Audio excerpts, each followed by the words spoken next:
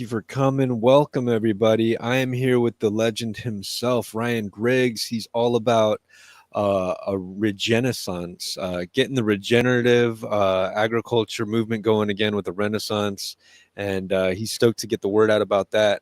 How you doing today, Ryan? I'm doing great. Thank you for having me. Dude, thank you for coming. It's a pleasure. So tell us what got you into this, and what's your message to share? Yeah. So I try to, for in terms of what I stand for, I feel like my Twitter bio is a really good explanation of the whole mission for Regenaissance.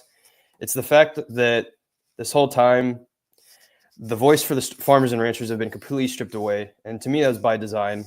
And then paired with the fact that we continue to just be so disconnected from our food. So we have fifth, sixth, seventh generational farmers, but we also now have folks that are fifth, sixth, seventh generation removed from farming.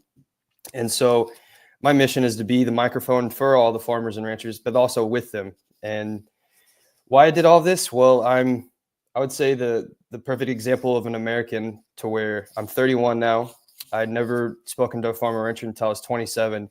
Even though I'm from Southern Indiana, even though I was surrounded by cornfields and all of that, um, through that, plus with all the family things that I'd gone through, it was a massive wake-up call. And I guess my personal mission with all of this too is to help people avoid what I've gone through as their wake-up call, because I know that's happens to a lot of Americans. All of the statistics continue to get worse in terms of health metrics. And so people, they really don't think about this stuff until it's forced upon you. And for me, that was the perfect case. Right as the pandemic started, my brother had stage 3 colon cancer. Outside of that, my mom was quite ill.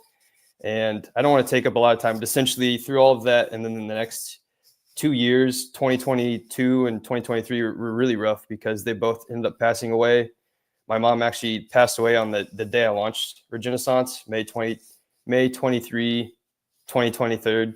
And so through all of that, Twitter actually saved my life, which is, it's cool to see that the community of Twitter continues to get bigger, especially with the whole Maha, but food and everything that we're about. It's really cool because that literally is what saved my life. Through all of that, I heard about regenerative agriculture, and that was my light bulb moment of, man, I've been so disconnected from my food.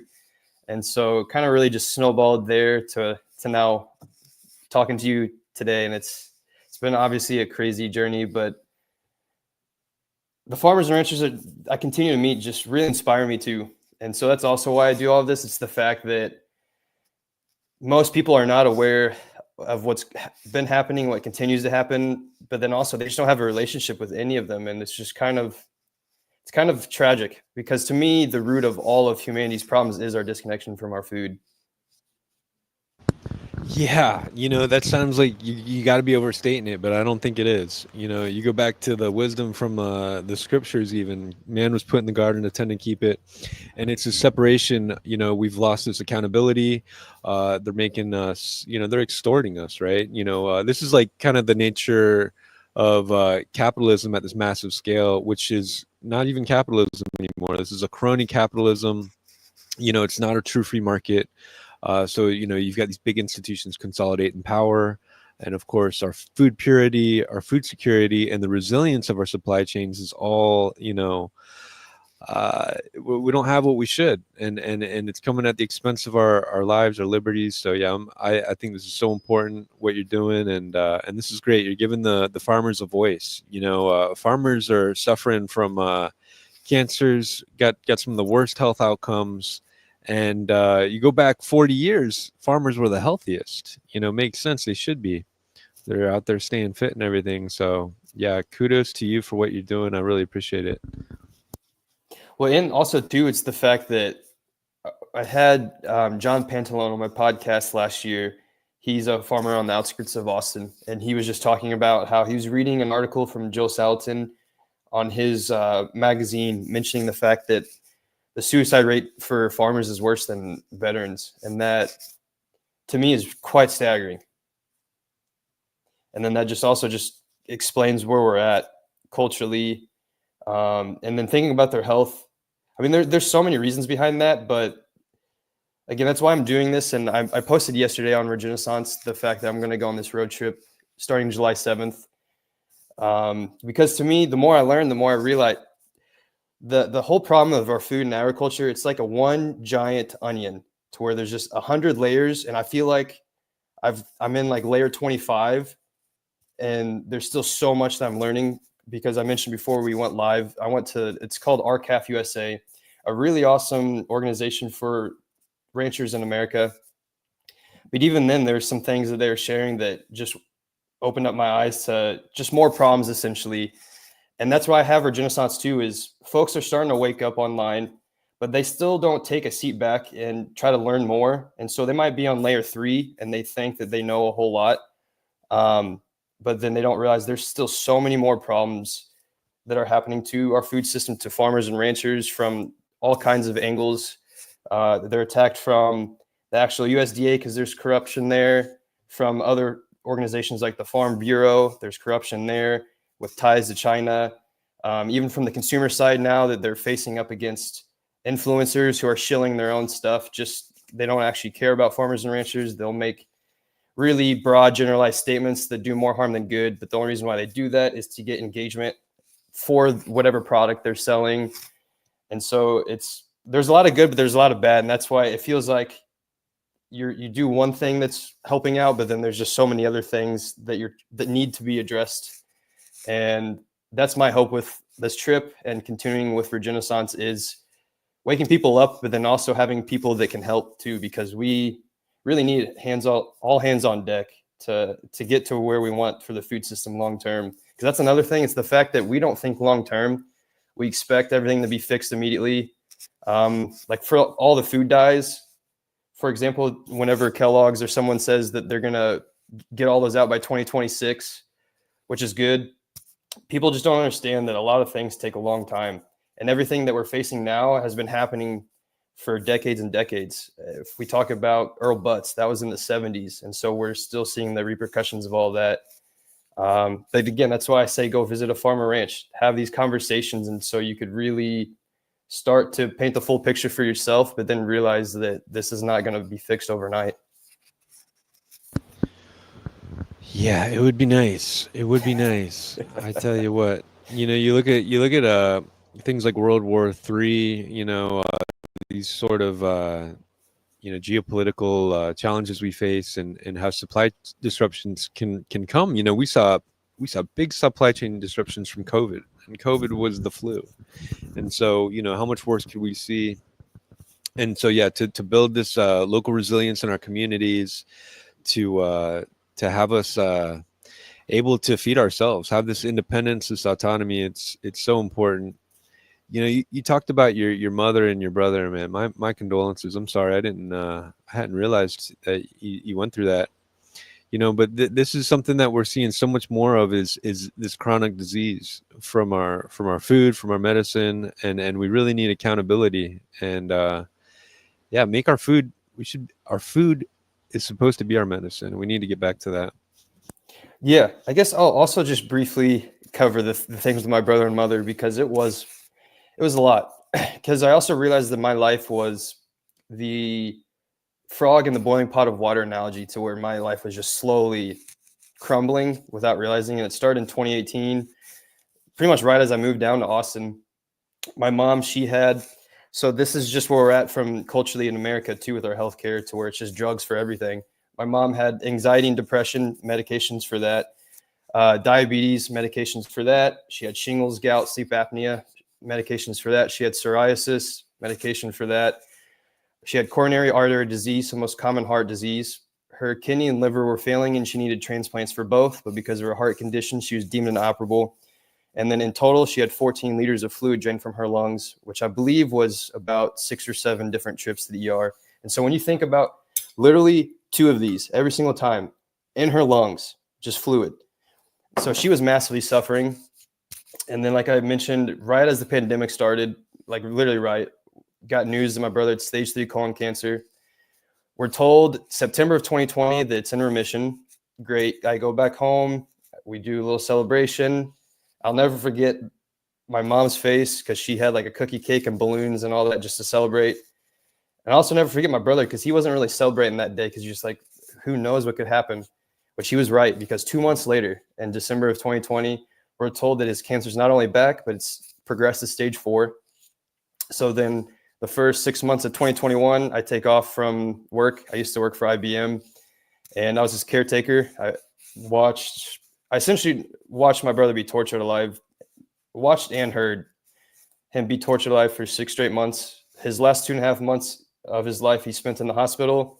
So I really saw how horrible that environment was for everybody, not just me, not just my family, and not just my brother, but it's a system set up for failure. There's so many incredible nurses that I think about a lot. The day my brother chose hospice, the nurse that was there, she was on her knees, just bawling her eyes out, saying there's just more she wished she could have done, that she felt so helpless. And that is the perfect way to describe how I felt for 6 months. But I just think about those nurses too. That was only one patient. Who knows how many other patients she's taking care of too, and the mental toll that takes on her. So that, I think about that a lot. That's another reason why I have this brand, is I think on a long enough time horizon, you fix a lot of those issues. But then, yeah, my brother ended up passing away 3 days before his 33rd birthday. And then essentially the next year and a half, I watched my mother just continue to really suffer, to where I mentioned she eventually passed. And then for me, myself, I had a hell of a journey too, to where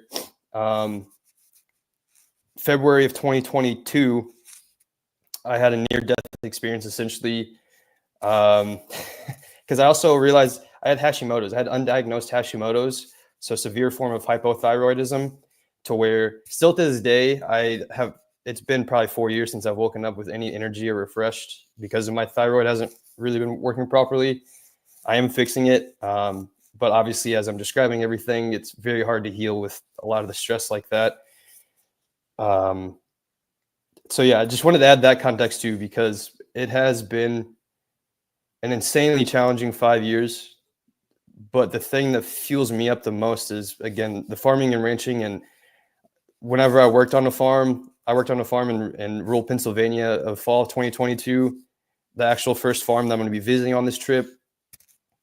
And then I continue to just meet so many awesome people who they just want to provide for their community, from themselves. They love the land and animals they steward. That's why I try to push people to it. It's really hard to describe what you're missing until you see it for yourself. You see the land, and then you actually try the farm fresh, true local food, and realize, wow, this is not something I've ever experienced in a grocery store. Half the time I get berries from a grocery store, there's no taste at all. It's crazy. And then you actually have something that's so juicy and fresh, and you actually feel great eating it. That's what I'm trying to really get people to realize. It's a very difficult problem, because it's a 0 to 1 problem, essentially. If you're 50, you're 60, and you've gone to a grocery store your whole life, how can you try to get somebody to care about that?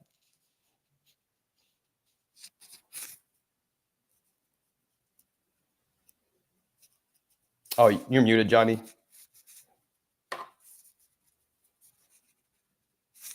Can you? I can't hear you if you're talking. Oh.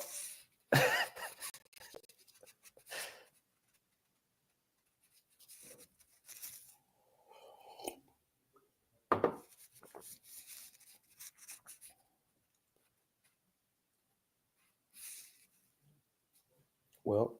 All right. 1 2 1 2. You hear me all There right? we go. Yes, sir. All right.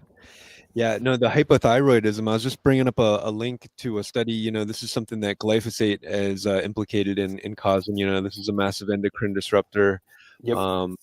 This has been implicated in being, maybe I think it's making every disease worse, every disease across the board. Because for one, it's wrecking our immune system, right? So our natural innate ability to defend ourselves, to be strong, to be resistant, is under threat there.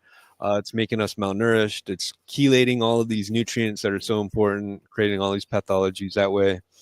And yeah, it's just unbelievable how toxic it is. Maybe it's not that unbelievable, because it kills everything green, and it kills all the insects, and it's an antibiotic. So if you can kill all the microbes, all the plants, all the bugs, you think it's going to be safe for us? Hello, that is the wildest assertion that I've ever heard. And you have to wear Unbelievable. a hazmat suit whenever you're using that. It's wild. Right. And so now they're going for these licenses to kill, these liability shields. That's what they amount to. Hmm. These big profiteers that have some of the worst. These are serial criminals. They have some of the worst histories. They're going after our constitutional rights so that we can't stand up to them when they harm us, take away our loved ones. They've had to pay out over $12 billion in damages for non-Hodgkin's lymphoma. For that's just for homeowners. Okay, so how much worse is it for farmers? The reason farmers can't get justice on this is because you you can't say it's definitely just glyphosate. What they'll say in the courtroom is like, oh well, you're using so many chemicals, so how can you prove which one it is? But homeowners in their lawns and gardens, or landscapers who are spraying this, we can see, okay, that's definitely what's causing this. But then again, it's in about 90% of the food we're eating, right? So coming down in the rain, it's just crazy. And we're about the only country on the planet that's doing this.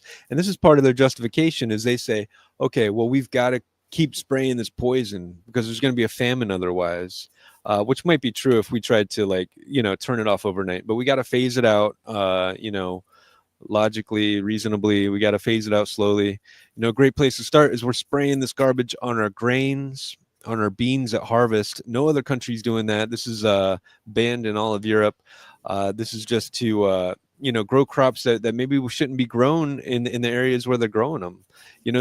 We're subsidizing this toxic agriculture, this so-called conventional agriculture, and the way we're doing that is we're giving out these crop subsidies. We're giving out this. We're subsidizing the insurance so that when big rain comes too early and the crops fail, people are made whole. Farmers are made whole this way. But it's only for people that are using all of these chemicals. And then this is you know incentivizing people to grow things where it doesn't make sense otherwise. So we're seeing this, and yeah, this is just we got to get back to what we've been doing in all the other countries, what we've been doing for all of human history, what we were doing until just this last generation, and that's just grow things naturally. So yeah, I'm so glad you're talking to farmers about this and helping get the word out about people doing it the right way. Well, it's interesting because there's two things with that. The first one, what's interesting, the case was finally closed this year. I believe it's the shareholders of Monsanto. They sued whenever the whole sale to Bayer happened because they were misled. And it had been ongoing for like 3 or 4 years, but then I saw that the settlement finally was closed this year. So that in itself is very telling to where a lot of the shareholders were probably misled on the whole toxicity of glyphosate. But then also the second thing too, I really want to talk about a lot. This is for the consumers. If you want to have the food system long term to where we're having grass-fed finished beef, we're not using glyphosate and the stuff that we really want, but you don't actually support a farmer or rancher directly right now, but you have the means to, then you're part of the problem, because the only way we could really help long term is by the consumers too. So if you're just sitting idle, but then you're still complaining about XYZ, that's not helping at all. So this is why it has to be very collaborative too. That's why I'm trying to help make agriculture as frictionless as possible for the consumers and the producers, because again, if you buy everything from a grocery store and that's it, it's very challenging. That's why this is a very, very complex problem, why I'm trying to get all hands on deck, because it's our food at the end of the day. And as I mentioned, that this problem takes a very long time to tackle. And so the things that I'm trying to help out now, you might not see for 10, 20 years. So yeah, I'll just leave it at that. Right. And it's just I come back to the animals. We've been lied to so many ways about, what's healthy for us. The demonization of eggs, the demonization of saturated fats. The way they cherry picked the data back in the 50s and studies funded by Big Sugar, and how they have people now. They think they're healthy. They're doing the best they can. They're eating vegan, and then what's happening? Well, they're eating good luck getting glyphosate free, getting poison free food to eat, you know. And yeah, so we just got to get back to what's good and natural. What's really concerning is the way that these big tyrannical entities like the World Economic Forum, they want to come in and they want to consolidate farming even more. They want to, we're losing our small farms, and they're doing farming in this way that is so toxic for us. And this is our real resilience. You get back to what our country was founded on. There's this vision of us being free people, being sovereign, producing what we need locally, and being independent this way. And more, people are concerned, about this push for the surveillance state, this top-down control. Well, we really are dependent on this bigger system, but we can come out of that when we get into the rural areas, when we're in smaller communities. And this is something I think that we need to consider doing more and more so, and at least choosing with our dollars, investing in people who are doing agriculture responsibly. We have to, because again, at the RCAF USA conference, they showed a very, very staggering chart. Since 1980, we have lost 91% of all hog farms in America and 89% of all dairy farms in America. And that's in 42 years. And so that is very challenging, especially with the fact that land is getting increasingly tough, which is to me why it's under attack from all NGOs. When you talk about the whole BLM land thing that's going on in the West, there's a farm in New Jersey that's about to be stolen through eminent domain. The land is really under attack because the powers that be realize the true value of it all. I mean, that's partly why, going back to the formation of America, land was one of the pieces to where the Patriots could see that the British were going to try to control too. And that's pretty much happening with farming and ranching. And then also when you think of super billionaires like Bill, who I call Bug Gates, he owns a lot of farmland. He has systems in place in the West to where when farmland goes up for sale, he snatches it up. He is building out autonomous vehicles. He's a big shareholder for John Deere, who John Deere is starting to become more corrupt as well. He has been testing out in Africa with his amazing nonprofits on seed companies that can grow in aluminum-rich soil. What's happening with the skies and aluminum as well. As you can see, there's so many farmer videos too, sharing what's happened to their crops and not growing. And then there's also testing high in aluminum. Paired with the fact that he's also, I posted about a month ago, he was on, I think it was Jimmy Fallon. And Jimmy Fallon was talking to him about AI and pretty much what jobs to replace. And he briefly talked on farming, how he essentially wants to replace farmers with autonomous AI robots to get all the food that he's growing on all of the land that he owns. And so he's trying to control it all.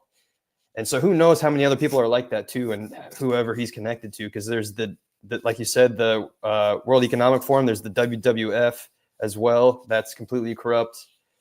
So that's another reason to try to support the true farmers and ranchers is, again, they are attacked at every possible angle, to where now a lot of them are having to not even own the land, but they're renting. And so that all hinges on who the landowner is. And I remember reading a tweet yesterday of a guy who was saying that his landlord has been in Scotland and another country in the last year, but he's not helping to replace a pipe. And so there's just so many problems that we don't realize. It's just, again, peeling back the layers of the onion. That's what I feel like I'm doing every single day. Ryan, you mentioned this case going on in New Jersey, right? This is the farm that's I think it's over 100 acres. They got a lot of cattle there, and the community loves it. They drive by all the time. And yeah, they just want to, is it the county? They just want to take it and they want to just put in, high density housing. Yeah. Yeah. And so they actually have an update of the proposal to where he's told now that they're going to take half of the farm and he gets to keep the house, as if that's some awesome additional offer. It's just ridiculous. Yeah, it's really crazy. I mean, eminent domain for a street, for a road, okay. We've heard that before. It kind of makes sense. But for housing, I don't know. That's crazy. That's crazy. Yeah. And I know I think it's in Colorado or somewhere else too, because I didn't know much about eminent domain. Didn't realize it's been in America since the 1800s. But to me, that's another way that very powerful entities are going to try to take out farmers and ranchers. And then when there's conservation orgs too around the country, as I mentioned before, podcast, the Mod family in South Dakota, to where just a genuinely heartbreaking story. Fortunately, they're not going to jail, but there's this Mod family in South Dakota. They're ranchers. They've had this property in their family since the 1910s, and they have this fence line. And on the other side of the fence line is the National Forest Service.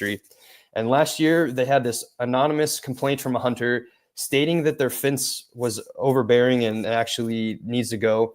And so that complaint somehow worked to where I still don't even understand like how the powers that be could do this, but within 90 days, they were placed under a gag order. Each husband and wife, it's Charles and Heather Mod, they were about to face up to 10 years in prison each, $250,000 in fines each. They were told that their guns were about to be taken away. CPS was trying to take away their children. But fortunately, this caught wind online, and people like Shad Sullivan, who's an incredible rancher, they were really helping out in the back end, and it made its way to Secretary of Agriculture Brooke Rollins, to where they eventually dropped the case. But then they spoke at this conference and talking about how they were told that they had such a minuscule chance of actually this working. But the fact that I believe it was one of the grandfathers have had since they first started the farm, just had an insane amount of documentation and photos and everything of the fence and everything. So they're actually able to dispute it.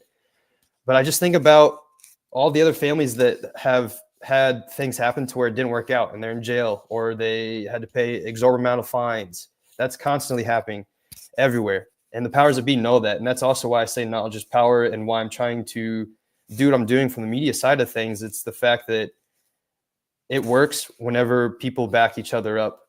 And I mean, that's partly why the whole land thing that's happening in the West wasn't been passed yet. There's been so much backlash online, and I think it's Mike Lee is his name.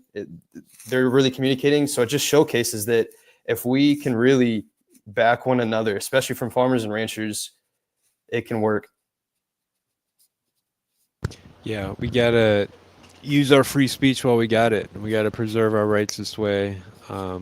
We saw during COVID a real lockdown of our right to free speech on different social platforms.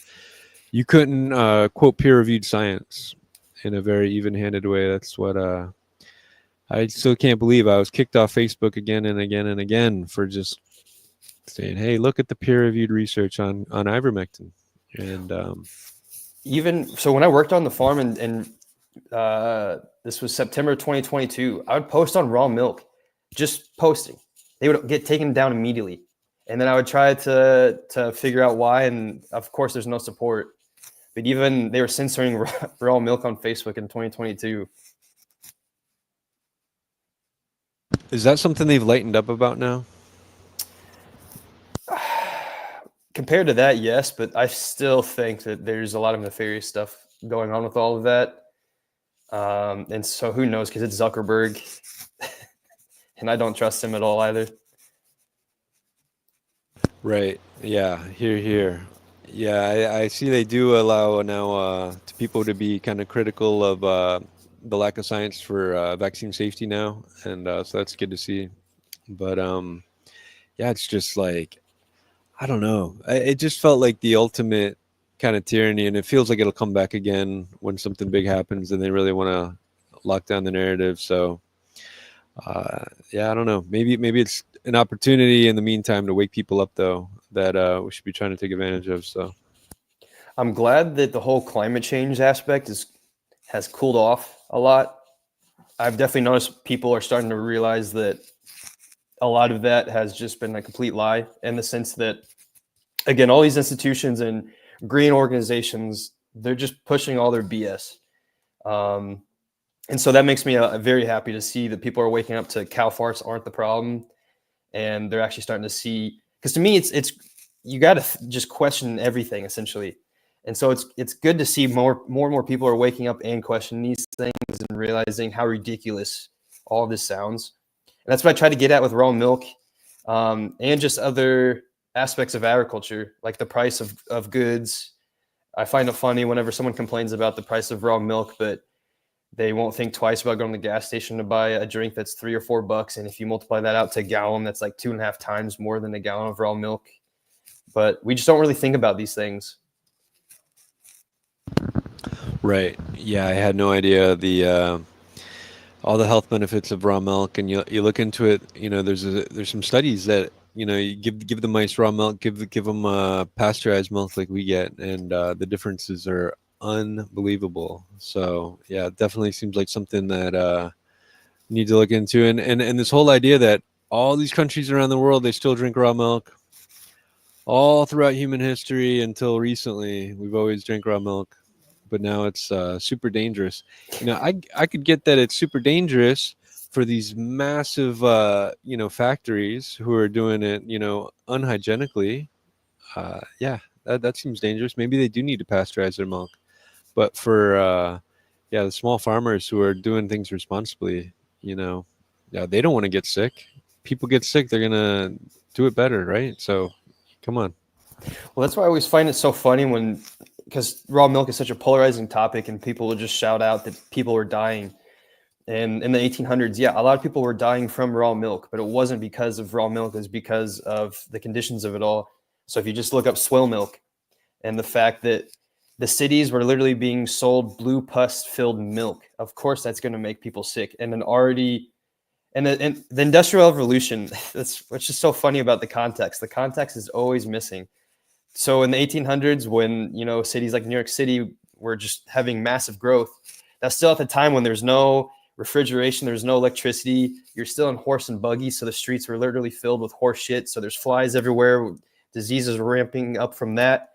And then you take swill milk. So what happened was, at the end of the War of 1812 between the British, the supply of whiskey was pretty much stopped to us. And so we had all these whiskey distilleries prop up. In New York City, there's probably 5,000 to 7,000 whiskey distilleries that came about. But then through all of that, supply and demand change. And so a lot of distilleries were closing, and they're trying to find ways to have additional revenue. And so they thought they could start selling milk by attaching cows behind these distilleries in concrete confinement areas. So no sunlight, no grass, literal concrete. There's so many pictures of all these, to where they would feed them the used nasty grains from the distilleries to just up the milk production, which worked. They produced a lot of milk, but then again, it was just this nasty milk. They would even milk them even if they were sick. Again, there's pictures of cows in harnesses to where they couldn't even stand up on their own hind legs, and they still milk them. And so they just sell all of that to the local community. And of course, that's going to skyrocket the infant mortality rate. But that is never talked about a single time from the people that critique raw milk. I've yet to hear that a single time. And so, again, this is why education is so important, why it's important to go talk to the people actually doing the work, not the ones you see online where they're just from their living room of their apartment, of their high rise. And that's why I'm doing this trip, to showcase the actual truth for the people that are actually doing the work, not the ones that act like they are. Yeah, man, I'm stoked for you. Do you have a place you're going to that's you're most excited to go check out? There's a lot. So, I mean, the main ones, I'm hitting White Oak Pastures. And then speaking of raw milk, Raw Farm in California, I've had Mark McAfee, the founder of my podcast, twice. He's freaking awesome. But then outside of that, pretty much every single one I visit, I'm really looking forward to. It's a complete mix. I get to go visit in Vermont, a maple syrup farm. Going to go visit some bison. When I'm out in California, there's a wine ranch that has that, along with some other cattle. And so just the diverse range of all that, I'm really excited for. And I mentioned the mod case on this talk, and I'm actually going to go out and visit them. So I'm really excited to sit down with them and really share their story out as well. That's epic. That's epic. Yeah, it's it's a beautiful country, and there's something special about getting out there and seeing it in person for sure. And yeah, all these great meals. You're going to be eating real food. I tell you, I wish you could take everybody with you to experience. That's what really got a hold of me, is realizing that, gosh, when you're in these places that are growing good food, it just, you feel better, it tastes better, and I love the idea that, the tastiest meals that we can cultivate solve our biggest problems. It's gonna be the medicine, give life to us as it should be, and yeah, keep us free. So very, very excited for you and your trip you got coming up. Thank you. I'm stoked. And the whole taste aspect, it's so true. So I had his name's what is his last name? Kevin. He's the founder of Eat Radius, which is a small scale grocer and butcher in Austin, but they pretty much support and use local regenerative farms in Texas. That's epic. Yeah, it's man, are you gonna go see anybody doing any rotational grazing? That's my favorite thing. I just did an interview with a friend nearby, and he's doing great work this way.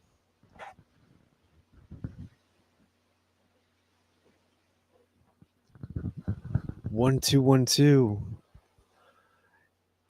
So my friend, he's been doing this for a number of years now, and he is just stoked about the health of his cows, how much happier they are, and the health of his soil. Building in this diversity into the land. You can see that the we have a rainy season and a dry season here, so you can tell on his property how much better the land is doing quickly. It doesn't take long. The established science said that it takes thousands of years to build topsoil, but what we see is that land regenerated, managed responsibly, can build the soil very quickly. And so yeah, really does tick all the boxes. If carbon emissions are a problem, then this is the solution. We can actually pull down more carbon than all of our emissions with our cattle managed responsibly.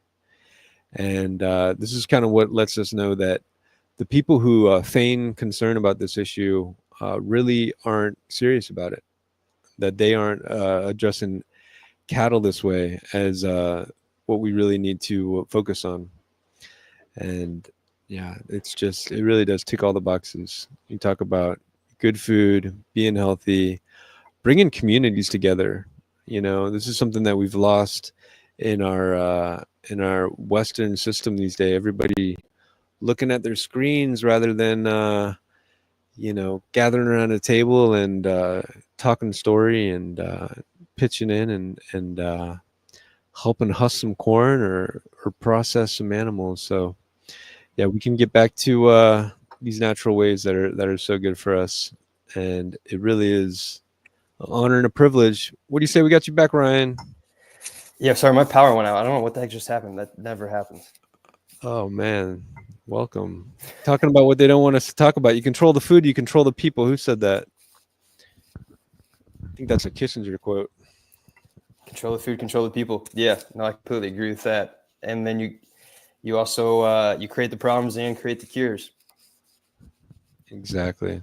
I wanted to ask you, do you got any trips to any farms that are doing rotational grazing planned yet? Definitely, there's quite a few, and actually, one of the ranches I'm going to be visiting, I'm going to be doing essentially a day in the life video with him, and he will definitely be doing that. He's an awesome cattle rancher in Missouri, and so I'm really stoked because then I know I mentioned before this one aired too that next year I'm also going to be doing another trip, and so there's a lot I'm going to be hitting on this trip. There's a lot I'm going to be missing, but don't worry because essentially these next 4 years, that's pretty much a lot of the time I'm going to be doing is just traveling and visiting a lot of the farms and ranches because it's so diverse in America. And so I'm trying to really showcase, even if you're in the swamps of Louisiana, I want to know how they go about their food.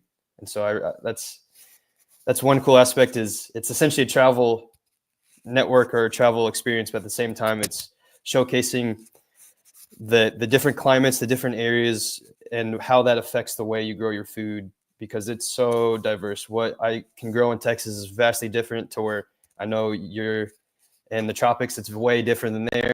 And so you'll have different fruits and other foods that you can grow there, but don't exist here. And I'm really excited to show all of that. I tell you, it's a good thing you're doing, and yeah, I wish that this is real education. People spending all this money to hold somebody's hand while they read a book. It's like, oh man, go out and get some experience and see some things like this. This is what we need a whole lot more of. They want to do these robots. Man, sometimes I think, golly, I don't know. Just doesn't seem like the way. I know maybe I sound like a Luddite, but the more natural, the better is a guideline that seems to be true in so many ways again and again. So I get it though from the farmer's perspective, because there's already to where most people don't even have an heir to pass down their farm or ranch to, and paired with the fact that now most of the younger generations, they want nothing to do with agriculture. They would rather, a lot of people, their dream job is to be a streamer or something with video games, something with YouTube, personal branding, all of that. So that's another challenge in itself that I'm trying to really figure out how to go about, is how can we drive more younger folks into the space? And to me, it is going out and getting your hands dirty. Again, that goes back to my statement that the fact that, to me, the root of all of our problems is the fact that we're so disconnected from our food. Because when you actually go to a farm or ranch, you start to see the connection unravel. And then you actually, if you play with your hands in the actual dirt, I don't know, again, that goes back to one of those things that's hard to explain until you do it and see it for yourself. And then you just kind of start to get the wheels spinning in your head, and you start putting more and more pieces of the puzzle together. You might not want to, immediately start farming or ranching, but who knows, it might lead to you starting a little garden bed, buying some chickens. We could go back to how we were in the 1940s with the Victory Gardens, to where we were producing 40% of all our produce in our gardens. That's another thing, is it's kind of disheartening to see the USDA doesn't really do any of these types of programs anymore. Even in the 1910s, there's these flyers, old flyers of building out gardens and whatnot. A lot of missed opportunities. And to me, again, that's by design, the fact that they're all bought up by big ag, because if they were to do these initiatives that would take away money from big ag and power away from them, again, that also goes back to why it has to be us, the people. Because I do think it's hard to, in terms of with like Brooke Rollins, it's really hard to get a good judgment on if she's actually wanting to help or not, because who knows how much is going on behind closed doors. I'm trying to give her the benefit of the doubt, because she's done good things with the Mod family. She's actually really trying to help out with this New Jersey farm, and she's done a lot of other great things, but she's also done a lot of other bad things that's all in the hands of big ag. And so I know she's taken money from them as well. So we can try to see if that changes as much, but at the same time, you have to go out and support yourself, especially if you want to actually have a good food system long term. I tell you, that's the way. We choose with our dollars how things are going to go. And I like what you're saying, hands in the soil. Studies show that, we absorb the vitamin B through the soil, right? So being out there and doing it, there's a real health benefit. People are living 10 years longer when they're gardening. So yeah, let's grow. What do you say to that? I like that. I didn't even think about the actual B vitamins for the hands with your skin too. I mean, goes back to the whole grounding aspect of bare feet on the grass. And I also think about the farm I worked on. They had children that were 5, 3, and 1, I believe. And I would just think on how much they loved being outside. Whenever I did farmers markets, they would help out with those. They would want to help out. And I know as they get older, you want to have more responsibilities. I don't know. To me, that's just another missing aspect. If you have a family and you've never gone, that's such a great way to I guess, get that going for your family, is to experience a farm or ranch together. There might be a farm or ranch locally that's having events. For example, they are called Grassway Organics in Wisconsin. I had them on my podcast. They're a dairy farm. And every summer they have Pete's on the Farm, to where they use their dairy and then a bunch of other local companies to really form this awesome local community event to where every weekend families can go out there, have pizzas together, and then see the ranch together. And so I know that happens everywhere. You just kind of, another thing too is I don't know where to look. We literally have a phone, and you can literally just now use AI to say farms near me or something. We also try to outsource all of our responsibilities to where we have to be told everything, which I don't know. We've lost the ability to take our own personal responsibility in a lot of ways too. There's a lot of maps that you could use to find farms and ranches to where, you know, Regenerative Farmers of America, Eat Wild, From the Farm. There's My Health Forward. For raw milk, you can use Weston A. Price Foundation. There's Get Raw Milk. But then lastly, there's Google. I feel like we've just stopped kind of going back to how to think. You have to take some personal responsibility. And that to me also goes back to the disconnection from our food, because you just, that whole out of sight, out of mind thing is really plays a huge role. I'll end at that. That's right. That's right. You're absolutely right, man. All right. Our favorite plants and animals is what makes us all better. We got to create that harmony again and get back to that. And yeah, follow Ryan Griggs. He's on Twitter there, and he's at the Regenaissance.co, and he's got some great stuff going on there. Ryan, thank you for coming on today. And yeah, let's keep going. Thanks for having me, John. Yeah, appreciate it. All right. All right. Ciao for now.